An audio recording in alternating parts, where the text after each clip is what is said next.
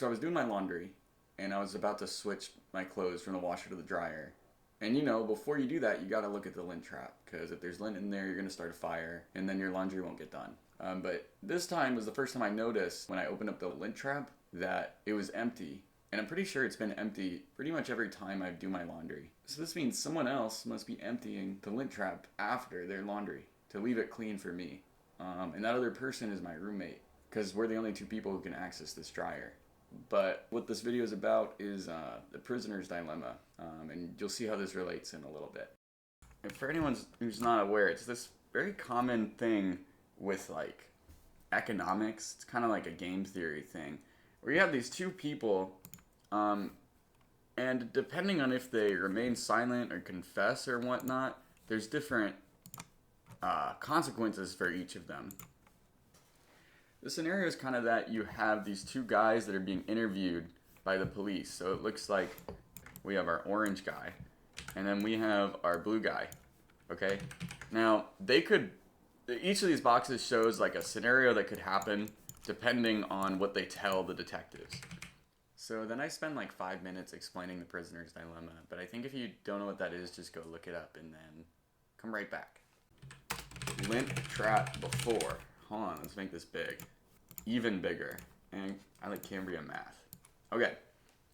Lint trap before or lint trap after. Oh man, I'm gonna need more space. Hold up. Okay.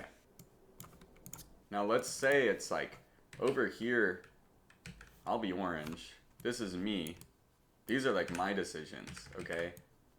I could either do the lint trap before, or I could do the lint trap after. But then my roommate has the same two choices. He could either do the lint trap before laundry or lint trap after. No matter what, you do have to check the lint trap before you do laundry. No matter what. And if there's stuff in there, you're going to have to clean it. But you don't have to do the lint trap after your laundry's done. You can just check before you do your laundry and clean the lint trap. But it's kind of like nice to open the lint trap and check after your laundry's done so that the next person doesn't have to do it. So that's what my roommate does. He does the nice thing, and I kind of do the mean thing, and I just do it before. Okay, what does this mean? What do each of these scenarios mean for each of us? Okay, if we both just check the lint trap after, if we both do the nice thing, then each of us is only going to have to clean up our own lint. So he gets like -1. He has to do like -1 chore worth. And then same thing for me, I get -1 because I'm going to approach the machine, it's always going to be empty, and I'll just clean the lint. Okay, but what happens in the scenario that's actually occurring? Well, every time I approach the machine, it's empty. Okay, I don't have to do anything because he's doing it for me, right? So he's doing like twice the work. He gets like -2 points. And you know, if he was being evil and I was being good, it would be the opposite here. If we both have the same strategy, it's going to be the same thing. Where if we just both do the lint trap before laundry, then every time we approach the machine, there's going to be lint in there. We'll just clean it, and then we do our laundry, and after we just walk away. So here's the thing where this maybe differs from the prisoner's dilemma is that these two had different amounts. But you can still kind of see there a lot of the same structure is here, right? Even though these two are equal, what we do have is there's arrows pushing me up. It's pushing me to do the lint trap before and forget about it after, because I could go from -1 to 0 given that he does the lint trap after, and I could go from -2 to -1 given that he does the lint trap before. Of course, this one's symmetric, so it's the same for him, which means we're both pushed into this box. However, he hasn't gotten the memo yet because he's just doing the nice thing. And I guess for me, in my defense, you know, it's more like carelessness than malevolence. But there's more scenarios too. For the next one, I think I'm going to have to open up Fortnite. Oh, I have to sign into... Hold on. Oh, okay. Let me go find my password. Okay, I got it. Okay, great. Oh my god, email. Okay.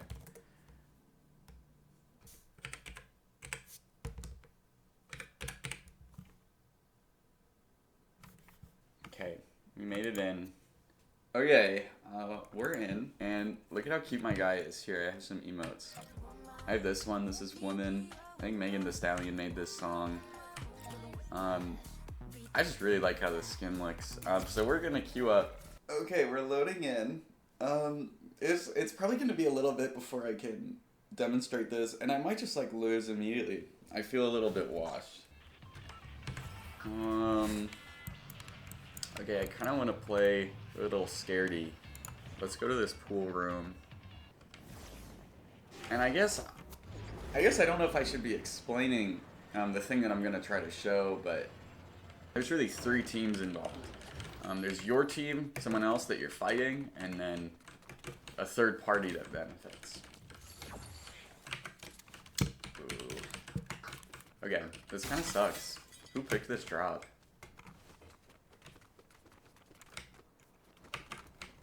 Maybe I shouldn't be running this way. I think I'm going the wrong direction. I guess I should have seen if I could record the audio for the screen and the audio for the voice separately. If they're not separate, that's going to kind of be a struggle.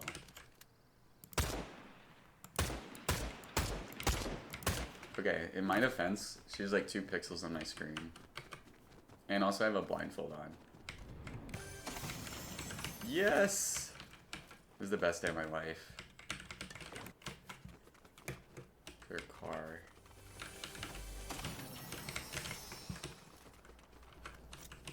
Oh, right. I remember what I was supposed to do. I remember why I had to go this way. The car. Ooh. I don't want the sniper. I mean, might as well pick it up.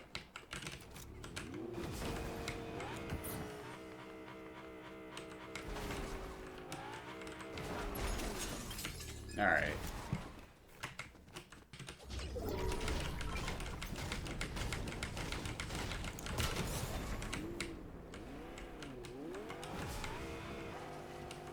Did I caught my own tire? This is embarrassing.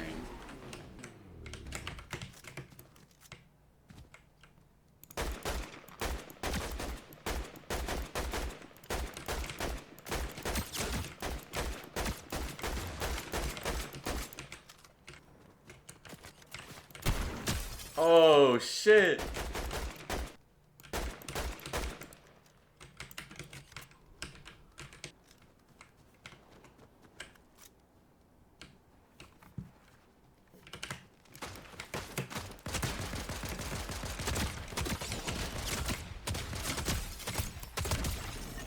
Okay, I think that was a bot.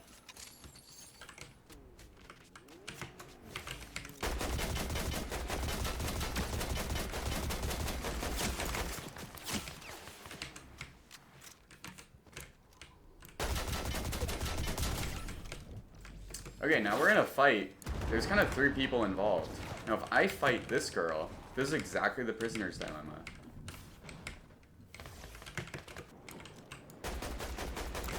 See, it's happening right here.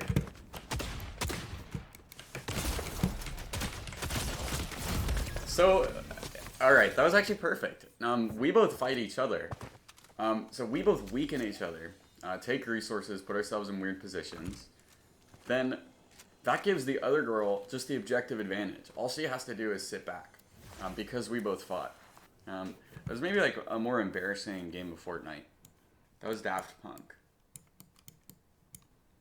Okay, let's say me and Daft Punk, we're about to fight, and there's that third girl that was there, kind of behind the rock. If we both run, we both kind of get nothing. We both stay alive. We also don't really kill each other. So there's not really like a benefit. Now let's say I run, and he tries to fight me. Daft Punk is trying to fight me. I'm running away. If I'm running and he's fighting, he's attacking, he's gonna get damage on me. So I'm gonna lose something. You could say a really big number, and he kind of gets like +1 because he's now in a game where there's fewer players. He didn't actually take much of a risk. He didn't take much damage. And in addition, if I try to fight and he tries to run, I would be the one who gets the +1, and he'd get the -10 because I'd kill him. But then if we both fight each other, maybe we both lose some health, and one of us wins. One of us is going to win, but the other one comes out with lower health. So you saw, I mean, I didn't do much to him in that scenario. But it's kind of probability based. If we're both fighting each other, then maybe on average we can say that I'm losing like 3 and he's losing 3. From this perspective, this is exactly the prisoner's dilemma. Where given that he's running away, my better option is to fight, because I won't really take any damage. I can just shoot at him and, you know, I'll kill him, I'll deal some damage. It's low cost to me. But in Fortnite, there's all these players. So even just killing one is not that big of a benefit. It's still a benefit. So I would get the +1. Given that he fights, it would actually just be the same thing, going and fighting. Because if I just try to run, maybe I'd lose my life or a bunch of health. But if I fight, I can deal some damage back to him. So with him as well, of course, it's symmetric, so he gets these arrows. With me and Daft Punk, you know, this fight is not in isolation. There's all these other players out there. Meaning that girl who is hiding behind the rock, after we fight, now I'm dead, and Daft Punk has taken 50, he's lost 50 shields. So she has this advantage because we both fought. If neither of us engaged, she would have no advantage. You could even think, if we're in one of these two boxes, where one of us runs and the other one fights, that's not even giving the third girl much of an advantage, because even though she does benefit from one of us being dead, the other one is at full health. They're not damaged at all. She would still have to engage with that person at equal footing. In both of us choosing to fight, we've given her better footing, and both of us kind of end up worse for it. You know, in Fortnite, you hear a lot about the strategy where you hide somewhere and you can maintain your health until it's a 1v1, and then you can fight.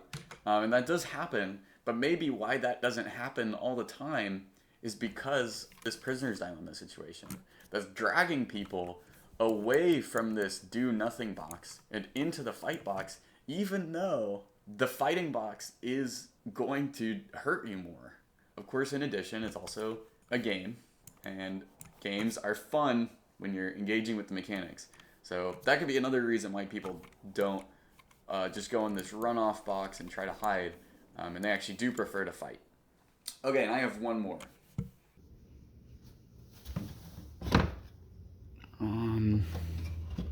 Here, wait, they'll be in this. Okay, so this is blue. These are cards from the card game Lorcana. It's a card game by Disney. They look like this. See, there's the card. This is a game called Lorcana. It's a card game. I have a lot of cards for it. You get to build your deck, and you get to play them against people. What I would do is I'd make a deck, and I would go to a game store. There's a bunch of people, and everyone brings their own deck. If you're going to a game store to play a game, it's for fun. There's nothing at stakes. There's decks that are different levels of fun to play or fun to play against. There's definitely have been some that felt oppressive, and playing against them was just so fucking boring. I think one of my beasts is fake too. Let me see. I think this one's fake. Yeah, the symbol's like different. So I have like a fake card. Real one. There's a Robin Hood. I'll show you another version. Oh, this is Robin Hood as well. Another version of that Robin Hood. I got a lot of these. So for instance, here's a card that's banned now, but this is Diablo. In my opinion, should have never fucking happened, and this card pisses me off. He's super strong. He would sit on the board and was really hard to interact with before he got value. So on like turn 2, your opponent would get a bunch of value off of this, unless you got super lucky, then they'd only get a little bit of value off of it. I thought those decks were not fun to play against. Another green card. Green is kind of just a not fun color, but bend to my will, you make the opponent discard their hand. So there were decks that played around this card and would play a bunch of cards that force cards back in your opponent's hand. So blue-green would do this a lot. There's this Mother Gothel, where when you play her, the other person has to pick up one of their cards. So if they're picking up their cards, then you can make them discard it later. So it's kind of like really great removal. And there's also like Clarabelle, which was in that deck. At the end of your turn, you draw cards until you're equal to the number of cards an opponent has. So it's all really benefits from putting cards back into the opponent's hands. In addition, Emerald Chromacon does this too. It's an item that sits out, and whenever one of your things dies, you get to point at something and say, you pick that back up. So you put things in their hands. Then when you make them discard it, it sucks for them. And in addition to that, this deck, it had blue cards, and blue cards, they're ramp, so they get you mana quicker. Blue also has a bunch of cards that kind of let you do a lot in a turn, and spend a lot of time on your turn. Oh, Vision of the Future. This lets you look at 5 cards and take one. So if you're making a choice. You have 2 ink, and you're probably going to have a lot of ink left because you're playing in blue. So you can really spend a lot of time thinking about that. There's a card called the Muses where you play a song and it sends something back to their hands. Okay, so then they put a bunch of songs in. You're Welcome, which sends something to the person's deck and forces them to shuffle it, and that takes time. And then How Far I'll Go, you get to pick up 2 cards. You have to choose which one you want to put in your hand, which one you want to put into your mana. In addition, if your opponent is out of cards, all they can do on a turn is draw the top card of their deck and play it or not. Pretty much. People are often forced into the scenario where once they've discarded their hand, all they do is they pick up the top card of their deck, place it down, and then pass to the other player. What all this leads to is that the player who's playing blue-green is doing a lot of really complex stuff on their turns. And whoever their opponent is forced into a position where they're doing very, very simple things. If you are the person not playing blue-green, it's very irritating. You get 30-second turns every 10 minutes. And that's supposed to be fun. So the point of this is you can imagine there's decks that are more fun to play against and decks that are less fun to play against. But maybe the ones that are less fun are better. But there are a lot of decks that are, maybe super fun to play, but they're not super strong. You could have a princess deck, a deck where, you only use princesses and you use things that combo with other princesses. Maybe the best example is pirates. There's a lot of cards that benefit from having other pirates in play. Yeah, this one, when you play this character, chosen pirate character gains evasive. Okay, so it's pirates are benefiting other pirates. And maybe it's not super strong to do a pirate deck, but it could be fun.